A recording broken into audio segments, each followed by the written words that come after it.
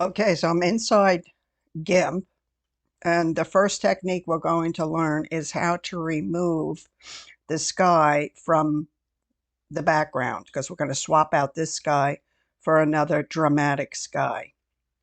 So the first thing we're going to do, I've opened the picture. I got this picture from depositphoto.com. It's royalty free, and I'm going to add an alpha channel so that we can have a transparent background. Then I'm going to duplicate it and shut off the visibility on the bottom layer. And so we're going to be working with this copy here. So this first technique, we're going to use the rectangle select tool, and I'm going to select around the sky area. Okay. And you see the marching ants, so I've selected this area. Now I'm going to go over and click on this next tool, which is called Select by Color tool. Come in and click on the blue from the sky and then hit the delete key on my keyboard. And as you'll see, a little bit at a time, it's going to remove the color of the sky. Now, as I'm working here, I'm making sure that the marching ants stay in the sky area, because at some point they are going to jump down into the rest of the picture when I get over here to this white section, because that's a little bit too light. It's no longer blue. So you select as much as you can. See, we're still okay over here. So I'm going to hit delete. And if I click into it a little bit more, you can see how the dancing ants have now chosen down here into the actual house, and I don't want that. So I'm going to click on the move tool to shut down this selection, and then click on select none. Okay, so I removed as much of the sky as I could using the select by color tool. So for the rest of it, we're going to have to use the erase tool. So I'm making sure that I'm on the right layer, and I'm going to go over here and click on the erase tool. And so I'm going to want, let's see, a slightly bigger brush here. Okay, and the hardness, I'm going to want it pretty hard because I'm just taking off all of the color.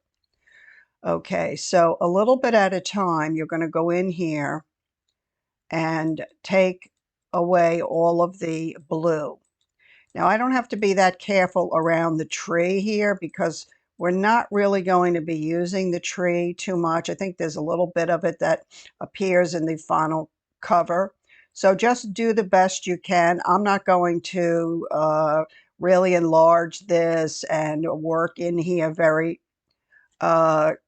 tediously because I don't want to waste your time, but you get the message that you're going to have to go in and take out a certain portion of the um, lightest blue in order to make the sky completely transparent.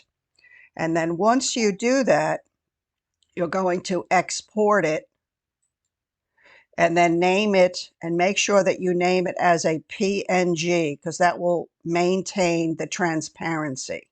I've already done that. Now, the second technique is going to be removing the grass here using the paths tool. Okay, and so I'm going to do the same thing here. I'm going to add an alpha channel. I'm going to duplicate it and shut the visibility off on the bottom one. Make sure I'm clicked on the top one. And then here's the paths tool. And this one is going to be very easy. You just click along the area that you want to take away.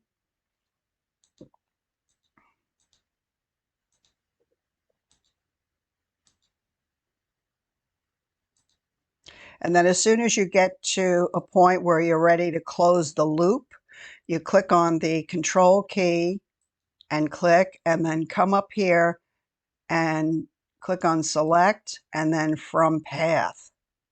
Okay, and you'll see the marching ants surrounds the area we just enclosed.